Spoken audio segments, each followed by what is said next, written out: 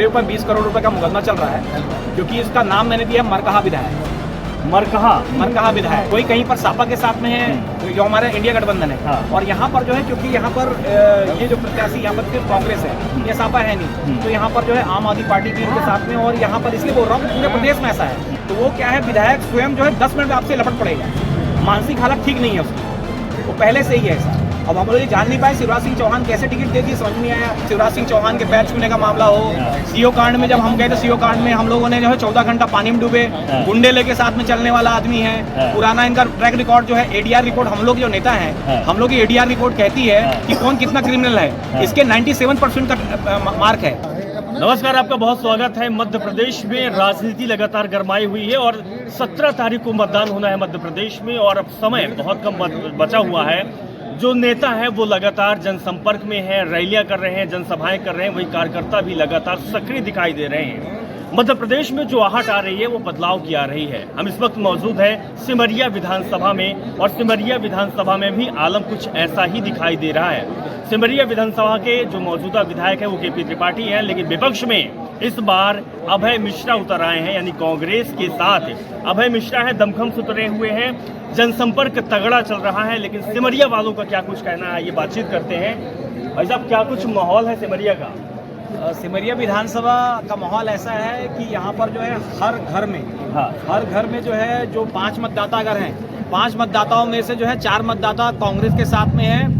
और इसका कारण भी यहाँ पर है, जैसे मैं आम आदमी पार्टी से हूँ। अच्छा। पर मेरी पार्टी का जो, मैं प्रमोद शर्मा हूँ, 2018 चुनाव लड़ा था, मेरी पार्टी का गठबंधन है कांग्रेस के साथ में, और मेरी सारी वोटें प्लस सापा की वोटें, समाजवादी पार्टी भी यहाँ चुनाव नहीं है मैदान में। तो यहाँ पर जो है स्थिति ये है कि कम से कम यहाँ के जो कांग्रेस के प्रत्याशी, गठबंधन के प्रत्याशी कांग्रेस के जो अभय मिश्रा जी हैं, उन्होंने 10 साल भी पहले काम भी किया यहाँ पर पब्लिक के घर में। तो लगभग जो ऐसा लग रहा है कि यहाँ पर जो है 40 से 45 हजार वोटों से यहाँ पर लेते हुए, यहाँ पर जो लीड लेके वहाँ पर ये जीतने जा रहे हैं। चलिए, आपने बोला कि मैं खुद चुनाव लड़ा था और अब अभय मिश्रा के साथ में हूँ, ऐसा कुछ चुनाव आप विधानसभा से लड़े? मैं सिमरिया 2018 का प्रत्याशी हूँ, प्रमोद शर्मा हूँ, और यहाँ के वर्तमान जो विधायक हैं केपी त्रिपाठी, ये 5 साल तक इनके जो है भय, भ्रष्टाचार, इसका जो है पूरा उजागर जो आप देख रहे हैं पेपरों में भी, वो सारा हमने आइडिया उजागर किया।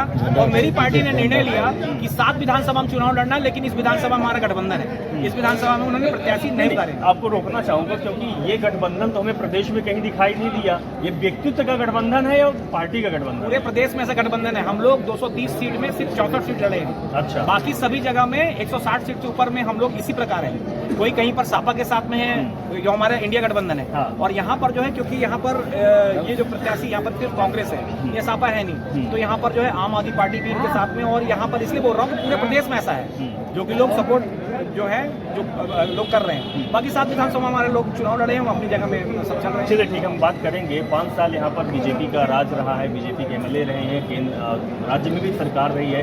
कैसा काम रहा है यहाँ पर केपी त्रिपाठी और जो निवर्तमान एमएलए हैं, विधायक हैं? मेरे ऊपर 20 करोड़ रुपए का मुकदमा चल रहा है, क्योंकि इसका नाम मैंने दिया मरकहा विधायक।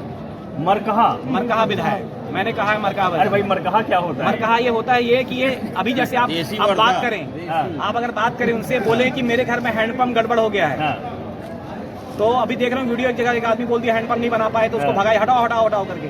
तो वो क्या है, विधायक स्वयं जो है 10 मिनट में आपसे लपट पड़ेगा। मानसिक हालत ठीक नहीं है उसकी, वो पहले से ही है ऐसा। अब हम लोग ये जान नहीं पाए शिवराज सिंह चौहान कैसे टिकट दे दी, समझ नहीं आया। और मैं तो ये देख रहा हूँ लगातार 5 सालों से, जरमोहरा कांड हो, वो देख लो, ब्राह्मण होते हुए शिवराज सिंह चौहान के पैर छूने का मामला हो, सीओ कांड में जब हम गए तो सीओ कांड में हम लोगों ने जो है 14 घंटा पानी में डूबे, गुंडे लेके साथ में चलने वाला आदमी है। पुराना इनका ट्रैक रिकॉर्ड जो है, एडीआर रिपोर्ट, हम लोग जो नेता हैं, हम लोग की एडीआर रिपोर्ट कहती है कि कौन कितना क्रिमिनल है, इसके 97% का मार्क है। तो ये जो है 5 साल तक इन्होंने सिर्फ यही काम किया। इन्होंने हर कोई ऐसा गाँव नहीं होगा 103 पंचायतों में जिस पंचायत के अंदर में किसी न किसी को मुकदमे में न फंसाया हो और कहीं पर लूट ना हो। इन्होंने 17 करोड़ रुपए अपने खुद की राशि को लूट की है, जिसके पेपर इस वक्त जो है क्षेत्र के मतदाताओं के पास जगह जगह है। मैं भी प्रेस कॉन्फ्रेंस करके कई बार आप लोगों के बीच में आया हूँ। तो यहाँ पर ये स्थिति है कि ये जो है 5 साल इनका काम जो रहा, इन्होंने खूब आतंक किया।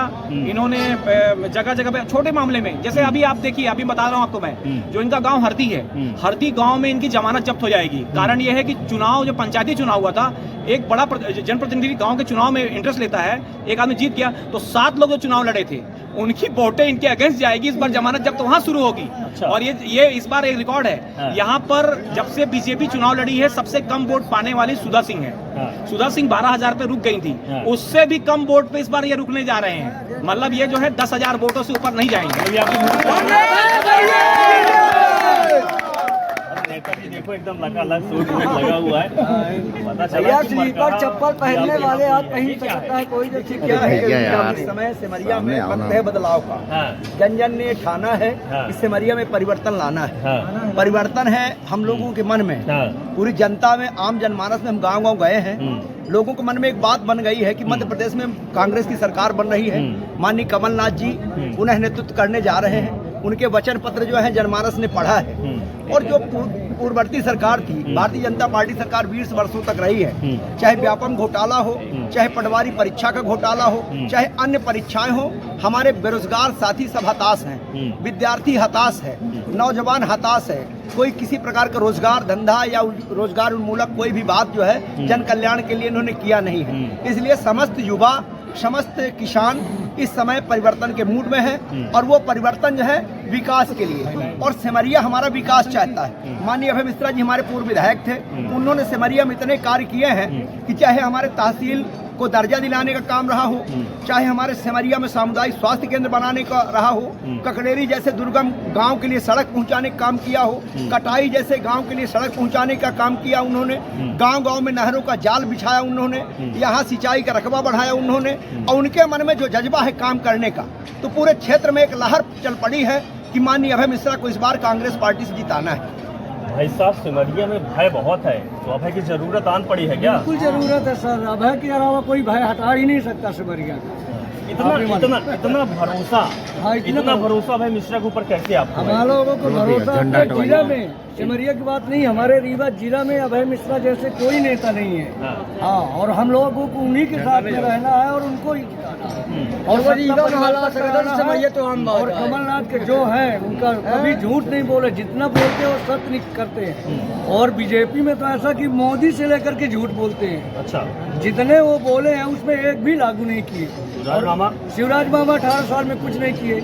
लाडली बहना चालू किए 4 महीना पहले जब हमारे कमलनाथ ने घोषणा किया, तो पूरा 2 कॉपी वही करके वो दिखा रहे हैं। अभी जो अपना घोषणा पत्र में लाडली बहना के क्यों नहीं डाले?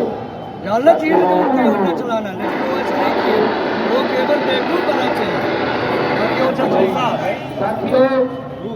आपके मौजूदा विधायक थे, उनके गुरुदेव तो सुनने को मिला होंगे। दाव पे लगी है ना। सिमरिया जो है अभयमय हो चुकी है, भय खत्म होने वाला है। भाई साहब, एक बड़ी बात ये भी है कि जो अब जिनके सर पे हाथ रहा है, गुरुदेव कहा जाता है, माननीय मंत्री जी साहब रहे हैं, तो साख तो दाव पे लग जाएगी अगर ऐसा कुछ होगा तो। क्या बोले, जमानत जब्त होने वाली है? शेला की तो जमानत जब्त हो ही रही है। हाँ। और जो इनके गुरु बाबा भ्रष्टाचार का जो पर्याय बना हुआ है राजेंद्र शुक्ला, जिसको इस बार तो सोने के चम्मच लेके पैदा हुआ कि भैया लाल शुक्ला का बेटा अगर ना होता तो नेता बनने लायक वो नहीं होता। तो ये समझना है कि उसकी खुद की जमानत जब्त होगी इस बार। और वो मंत्री जो 4, 5, 20 सालों जीत रहा है, उसकी हालत इतनी गंभीर है कि वो घर जगह जगह पे जा रहा है। और इस बार जो है गुरु चेला दोनों लोग जो है अपने जो है खोएंगे इसको, अपनी सीटें। ये यहाँ के क्षेत्र की जनता ने ये कर्मठता के लिए, क्योंकि इनको जब पता था कि इनकी वसूली बात जो व्यक्ति है, जो वालू का वसूली करता था, उपड़ांग काम करने वाला, मारपीट करने वाला आदमी, उसको ऐसा टिकट दिला देना, इसका मतलब ये है कि गुरु भी जो है बहुत मीठा जहर है और अंदर काम करता है वो। इस बार उसकी भी जो हालत जो है, अब इस बार जो है साइलेंट किलर मैं तो लगातार कहता हूँ। और ये कहता हूँ कि राजेंद्र शुक्ला जो है नेता नहीं है, वो ठेकेदार है। इस बार कहा जाता है विकास परेश जो है वो सिर्फ इतना है कि वो ठेकेदार है, क्योंकि वोट बचाता है। अभी आज भी जाइए संजय गांधी अस्पताल में, वहाँ पर आपको सारी मशीनें बंद नजर आएंगी, डॉक्टर नहीं है, स्कूल में टीचर नहीं है, सड़क पे जो है आपको जो है दुनिया भर गड्ढा बने, उसी को खोदना, उसी को बनाना, उसी को खोदना, उसी को बनाना, और पूरा रीवा के अंदर सब बेच खाया। ये नाम है जो रीवा के शहर का जो बड़ा दलाल कहलाएगा पूंजीपतियों का, उसका नाम राजेंद्र शुक्ला है। अच्छा, तो ये कहानी अचल में रह गया। अच्छा, ठीक है भाई साहब, एक बार क्या लग रहा है, सरकार किसकी बनेगी? आपके यहाँ किसका है? कांग्रेस की। अभय मिश्रा आपके विधायक हुए हैं, किसको सपोर्ट कर रहे हैं? अभय मिश्रा जी को।